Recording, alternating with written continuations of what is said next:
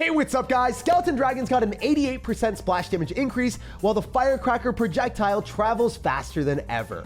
So this blazing fast Fireball bait deck with Rail Hogs has Electro Spirit, Barb Barrel, and Skeletons to get back to your Fireball bait cards as fast as possible. Using and abusing the most annoying buffed cards in the game, Skeleton Dragons and Firecracker, that stay alive forever and deal a lot of damage if they get anywhere near the tower with their splash damage. While pro players unanimously agree that the evolved Rail Hogs are one of the best cards in the game that totally deserve to get a nerf. It's time to fly into some games that spam our buffed and broken cards to assert dominance. Lots of love to everyone that's using creator code SirTag. All the money is invested back to the high effort editing. What the heck? A 91 in the world? Okay, that has to be a glitch. You guys were telling me down below in the comment section a lot of people got a glitched rank in global tournaments and they aren't actually as high as it seems.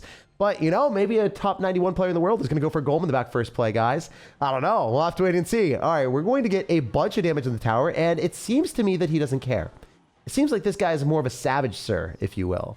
Anyone that goes golem in the back and just resorts to going all in, I mean, hey, I wish I could say I respect it, but I kind of don't, honestly. I mean, I think it's funny that you are going all in without any care in the world towards your cards, but it is also kind of sad that this is a strategy that people play with. Holy hell, and it's going to do a lot of damage to my tower, right? Oh my gosh, beautiful skeletons for us to pull the Golden Eight off, and I might be able to get a Barb Barrel to wiggle through. Nah, not perfection, but pretty darn close. We are currently up 1,500 health if my quick math does me right, and he might try to activate King Tower here. We'll see. I would love to go for a Barbarian Barrel roll just to get a little bit more value with this Firecracker. And the one thing I don't really want to see is someone playing Valkyrie. Can't lie, I don't like that card. It's not a homie to me. Anyway, I think I can maybe go in for Rail Hogs on the left side. I think I'll take the right side anyway. So if I can start to force out extra elixir on the side that he doesn't want to be spending it. Yeah, I'm so fortunate I didn't go Skeleton Dragons with the Rail Hogs. I was thinking about it, but yeah, homie actually somehow ended up having a Fireball. Anyway, I'm going to go for an Electric Spirit in front of the Skeleton Dragon, so I'm able to guaranteed take the tower here, I believe. I mean, I should. There's no way it doesn't, right? Skeleton Dragons might even stay alive and deal some serious damage as well afterward. No Fireball and Cycle for our Firecracker, so we might be able to pop off. We'll have to wait and see how well this works. There's a high likelihood that he won't be able to hurt me. All right, go and do something. Go and do something. Oh, that's going to hit my tower. Oh, it didn't. Sick. All right, we'll go for a cannon here, and then we'll go Skeleton Dragons again. The only downside is I got to kill this Golden Knight. I don't know if I can. Oh, the Skeleton might have pushed it off the tower. What the hell? How did that work? That was crazy work. All right, wait. That's a lot of elixir, brother. That's a little bit rude, my dude. That's a little bit rude, my dude. Okay, we've got another cycle of Skeleton Dragons, but I'd rather go in for Rail Hogs here. I think that we're probably going to end up dealing a lot more damage than we otherwise would if we went in right now. And also, because I have a quick card cycle, it's an opportune moment for us to apply pressure because he has to go for a Golem. And I think we can cycle back to another set of Rail Hogs. And this cannon pull is ridiculous. So we're going to go Skeleton Dragons here. Skeletons afterward. Probably go and cycle back to a cannon if I can. If we're just able to pull his cards, I think we're chilling. I just need the bat, the little bat to die. If the little bat dies, we're chilling, right? Please let me work on defense. Oh my gosh. Insane. We are at 100 health and he might not be able to get back to a Fireball. He is struggling to get back to that Fireball. Let's go. I mean, ultimately, if he Fireballed, I think he lost the game to the Rail Hogs and the Firecracker, and then he wouldn't have had that for cleaning up our offense that we threw at him. So I think it was fine regardless, but man, it feels a lot better to not make the game go a little longer. Yo, we got another top 6,000 player, the Black Cat. So I hope that the Black Cat is going to give him bad luck. I mean, I think that's what it usually is, right? Leave me alone! Cat. Anyway, we're going to go for Skeleton Dragons in the back, and this guy's going to go for a Bomber. So, you know, we did end up beating a pretty good player in the last game, or maybe he's not a pretty good player. Maybe he just got a really high rank. You guys can let me know below in the comment section. You guys always flame people that decide to go for Golem in the back first play. That and Elixir Golems. Oh my gosh, if I ever lose to an Elixir Golem player, you guys are like, Jake, you're not allowed to make Clash Royale content anymore. You're a failure. You should disintegrate your channel. Thanos it. I'm like, I don't really want to do that. I'm sorry I lost to Elixir Golem. I'm sorry. It happens. But yeah, y'all really hate me losing to Elixir Golem. Let me know down below in the comment section what your least favorite deck is to lose into. Mine would have to be Expo or Elixir Golem, just because a lot of times Elixir Golem players, like when they do beat me, it's just them spamming stuff at the bridge and I just don't have like the right deck. Like maybe I won't have like any big spell, and then they drop like Battle Healer, Electro Dragon, and just barrage me with cards I can't kill.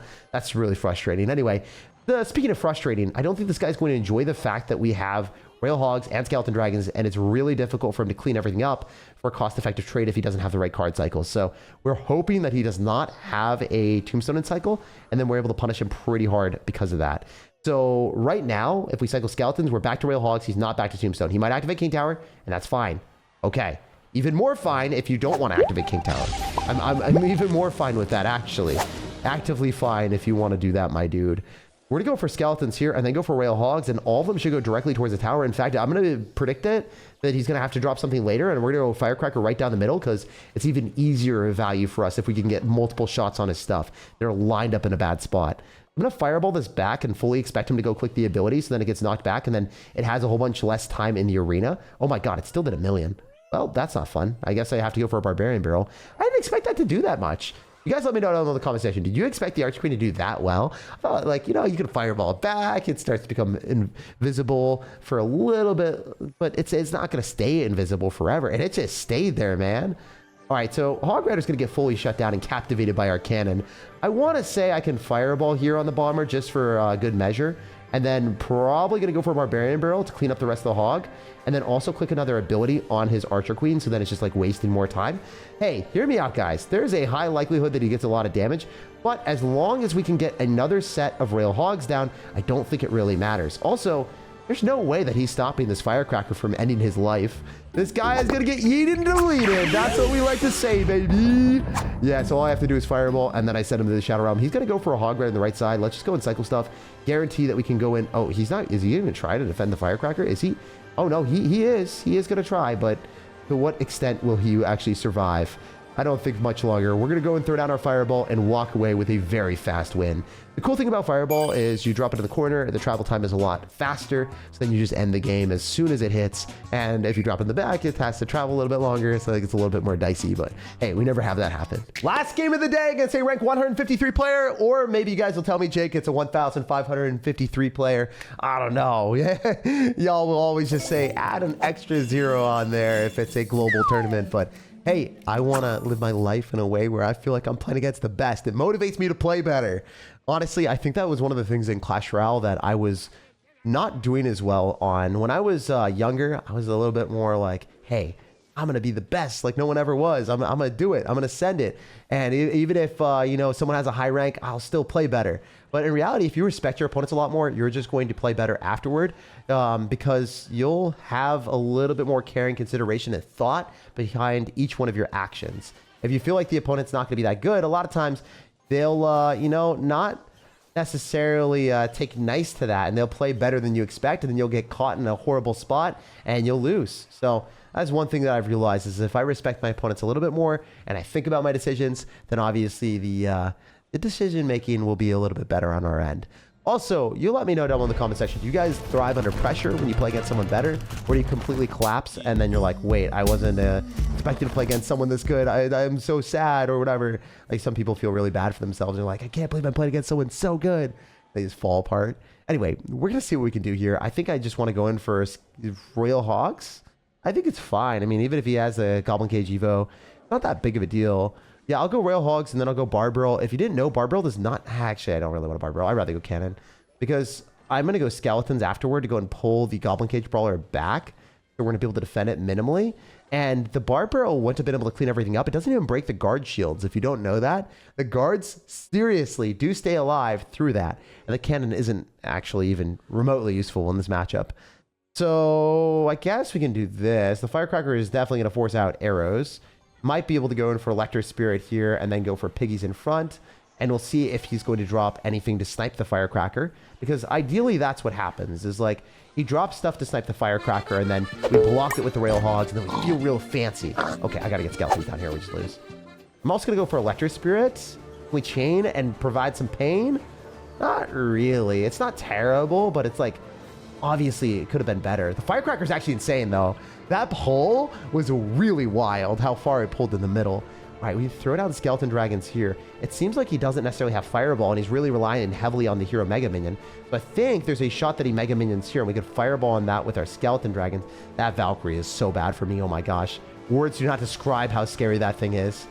All right, he's going to go for Mega Minion more likely than not, but if not, this is a Fireball value, so we'll take it.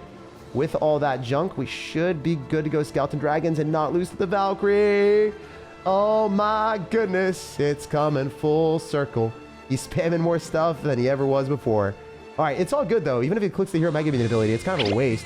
Dude, if you Lightning, it's even better for me. Oh my gosh, give me that win. All right, if he drops anything down the middle because he has to defend against the Royal Hogs, he gets plowed down by the Firecracker. I mean, that's kind of how this deck works. If the opponent overcommits, they lose to the Royal Hogs because they move so fast.